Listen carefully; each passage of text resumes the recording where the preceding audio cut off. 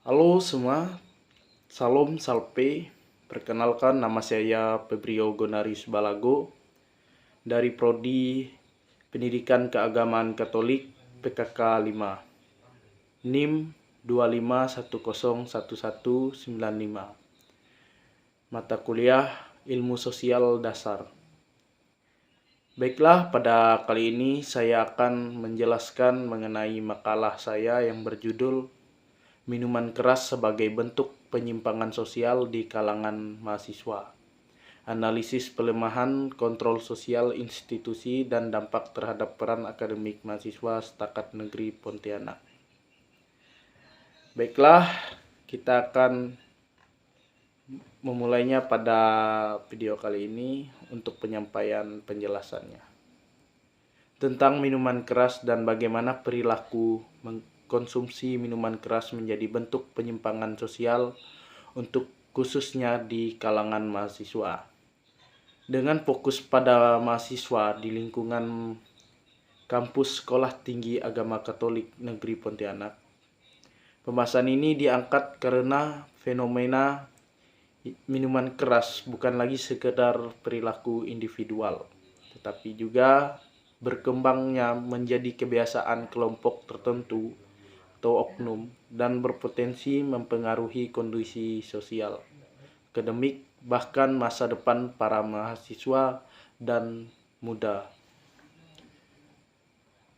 Pada dasarnya, kampus bukan hanya tempat menerima ilmu pengetahuan, tetapi juga tempat pembentukan karakter, kepribadian, etika, moral, serta spiritualitasnya. Apalagi yang kita ketahui, Sekolah Tinggi Agama Katolik Negeri Pontianak merupakan kampus berbasis keagamaan, yang di dalamnya terdapat visi untuk menghasilkan tenaga pendidik, pelayanan pastoral, pemimpin umat, dan tokoh gereja yang matang secara rohani serta tangguh secara intelektual.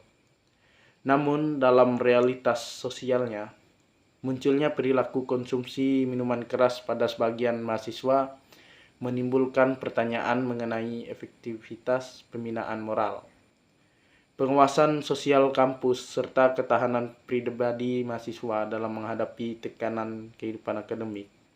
Fenomena ini bukan sekedar persoalan kebiasaan negatif, tetapi termasuk ke dalam kategori yang menyimpang sosial dalam penyimpangan sosial karena melanggar nilai agama, etika akademik, dan norma lembaganya.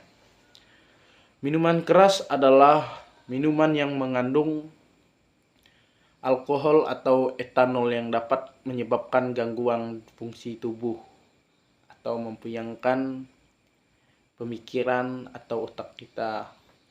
Alkohol juga merupakan zat psikoaktif, yaitu zat yang mempengaruhi sistem saraf pusat sehingga dapat menyebabkan perubahan emosi, pola pikir, dan tindakan kita.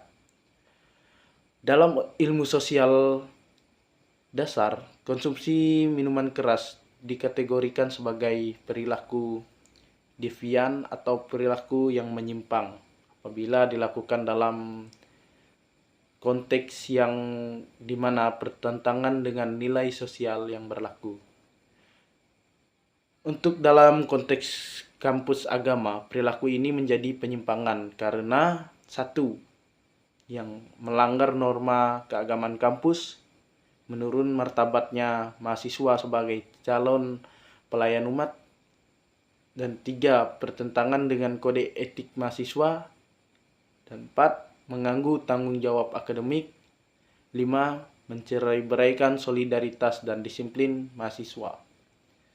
Dengan konsumsi alkohol ini bukan sekedar tindakan fisik, tetapi juga lebih memiliki makna moral, akademik, sosial, bahkan teologis. Untuk kita menyelesaikan untuk perilaku ini muncul, bagaimana dengan faktor-faktornya itu dari lingkungan pergaulan. Sebagian besar mahasiswa juga mulai minum bukan karena kebutuhan, tapi juga karena interaksi sosial kelompok. Ketika teman sebayanya yang memperkenalkan alkohol sebagai bagian dari kebiasaan malam, nongkrong, atau rekreasi, individu terdorong untuk mengikuti agar dianggap solid atau ingin dilihat sebagai orang atau untuk dipandang dan diterima di kelompok.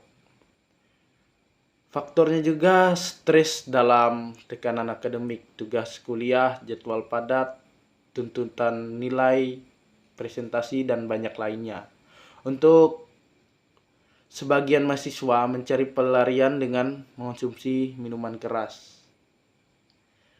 Yang ketiga, faktornya eksistensi dan membentuk identitas. Dalam fase transisi ini menuju kedewasaan, mahasiswa ingin untuk dilihat sebagai sosok yang berani, dewasa, kuat, dan terbuka terhadap pengalaman baru dan merasa dirinya sudah dewasa. Akibatnya, mereka menerima perilaku yang dianggap modern dan berani.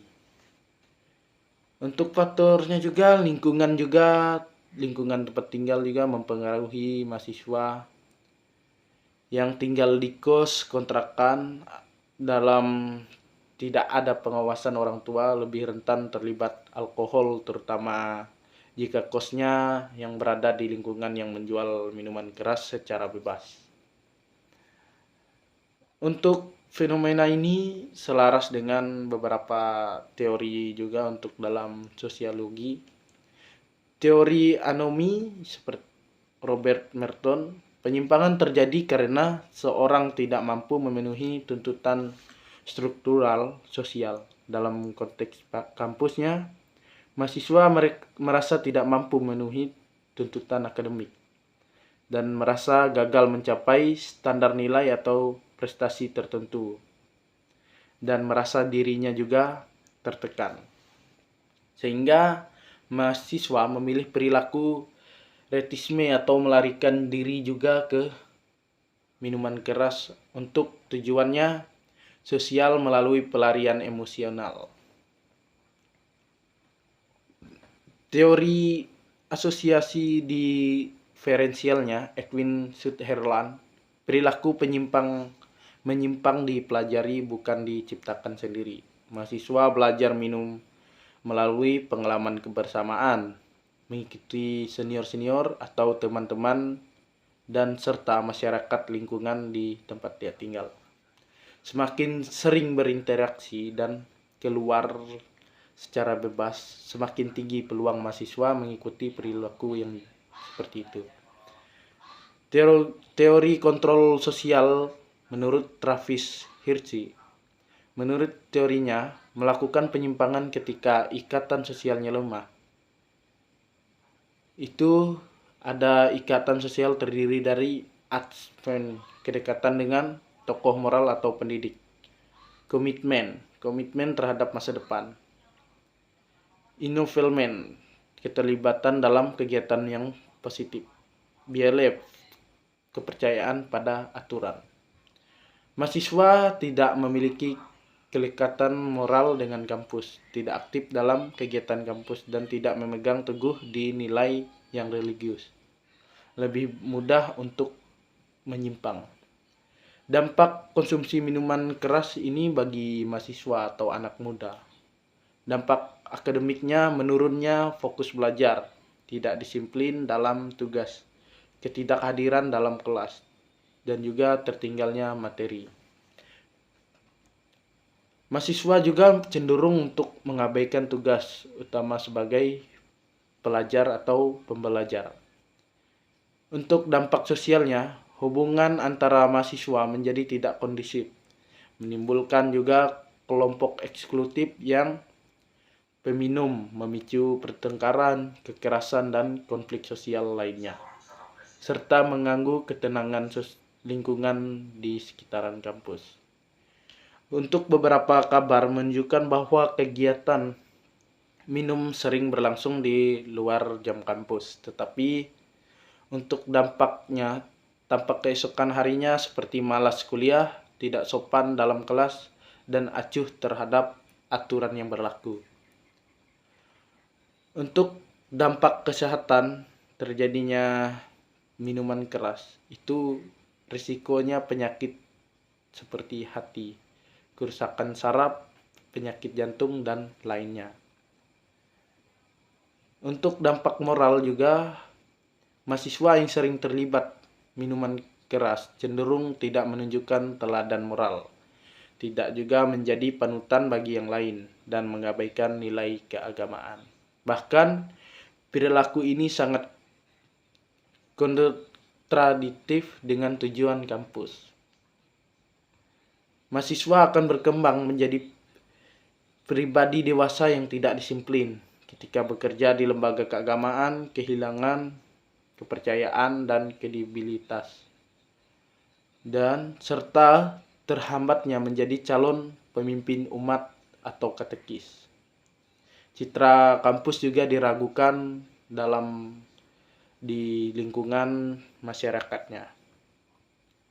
Upaya untuk pencegahannya seperti penanganannya itu menegakkan aturan secara konsisten, memberikan sanksi terhadap yang membuat, dan membentuk struktur pengawasan. Membentuk juga komunitas anti alkohol dan membuat kegiatan positif yang sangat rutin berhari-harinya. Menjadi figur teladan dan memberi ruang konsultasi pribadi, serta mengajak diskusi moral dan keagamaannya. Peran individu mahasiswanya itu menyadari konsekuensi pada masa depan dan memahami tugas atau memahami pengaruh pergaulan juga. Baiklah, saya akhiri dengan kesimpulan, konsumsi minuman keras bukan sekedar masalah pribadi, tetapi persoalan sosial yang mempengaruhi citra mahasiswa, akademik, moralitas, kesehatan, dan masa depan di lingkungan Setakat Negeri Pontianak. Fenomena ini menjadi bentuk penyimpangan karena bertentangan dengan identitas lembaga dan harapan masyarakat terhadap lulusan kampus agama. Oleh karena itu, mahasiswa harus mampu menunjukkan tanggung jawab moral dan akademik.